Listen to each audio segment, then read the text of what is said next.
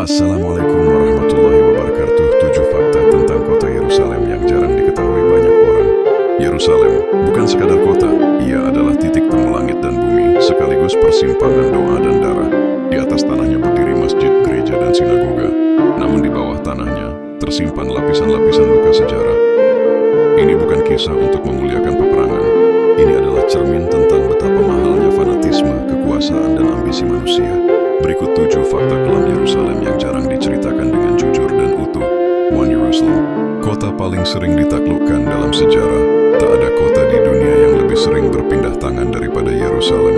Dalam lebih dari 3.000 tahun sejarahnya, Yerusalem ditaklukkan lebih dari 40 kali, dihancurkan total setidaknya 2 kali, dikepung lebih dari 20 kali, dan diinvasi oleh lebih dari 15 peradaban besar.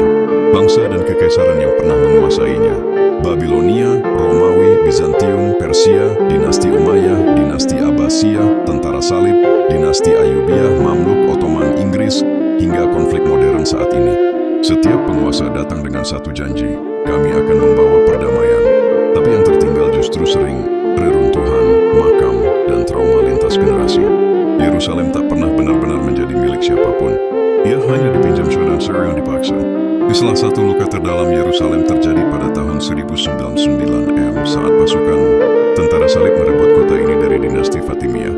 Menurut catatan sejarah dari berbagai sumber, mereka membantai tanpa membedakan agama. Muslim, Yahudi, bahkan Kristen Timur ikut menjadi korban. Banyak yang dibunuh di dalam Masjid Al-Aqsa dan sekitarnya, catatan seorang sejarawan. Eropa bahkan menyebut darah mengalir hingga setinggi pergelangan kaki di jalan-jalan Yerusalem. Ini bukan propaganda, ini lembaran sejarah yang diakui oleh pihak penakluk sendiri. Yerusalem saat itu berubah dari kota suci menjadi panggung kebiadaban yang dibungkus simbol agama. Tahun 1187 setelah melewati perang Hittin, Salahuddin al-Ayyubi merebut kembali Yerusalem dari tentara salib yang mengejutkan dunia. Tidak terjadi pembantaian massal, tidak ada gereja yang dihancurkan.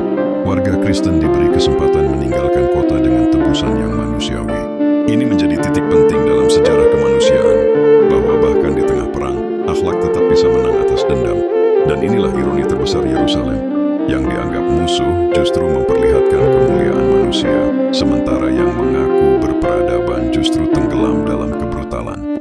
Masjid Al-Aqsa bukan hanya tempat ibadah, ia adalah simbol dalam banyak periode sejarah. Ia menjadi target penghancuran, target pendudukan, dijadikan titik provokasi. Kenapa? Karena Al-Aqsa bukan sekadar masjid. Ia adalah kiblat pertama umat Islam, tempat Isra Mi'raj Nabi, dan simbol identitas umat Islam dunia. Maka setiap konflik yang menyentuh Al-Aqsa bukan lagi konflik lokal, melainkan menyentuh urat nadi umat global.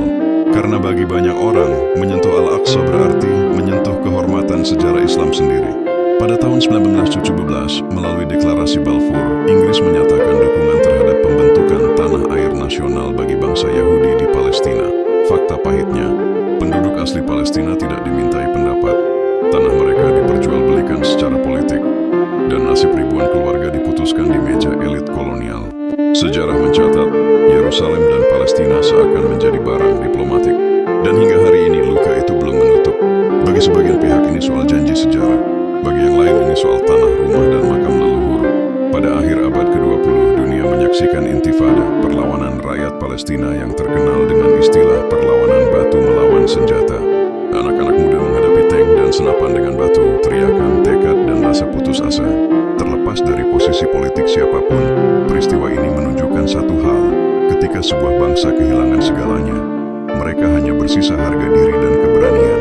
Yerusalem kembali menjadi pusat konflik, bukan karena ia menginginkannya, tapi karena dunia tak berhenti memperebutkannya. Fakta paling menyakitkan, Yerusalem tidak pernah dibiarkan menjadi kota damai netral. Tiap era, ia selalu ditarik ke pusaran politik global, agama, kekuatan militer, dan simbol peradaban. Kota ini seakan dikutuk, karena terlalu suci, ia jadi terlalu berharga untuk dibiarkan tenang. Padahal, jika Yerusalem bisa bicara, mungkin dia tidak akan memilih menjadi simbol konflik. Dia mungkin hanya ingin seperti kota lain, tempat anak-anak bermain, tempat doa terbang tanpa suara bom, tempat tua-tua meninggal tanpa takut. Yerusalem adalah pesan sejarah yang menyakitkan tentang apa yang terjadi ketika agama dipakai untuk kekuasaan, dan kekuasaan memakai Tuhan sebagai alat legitimasi.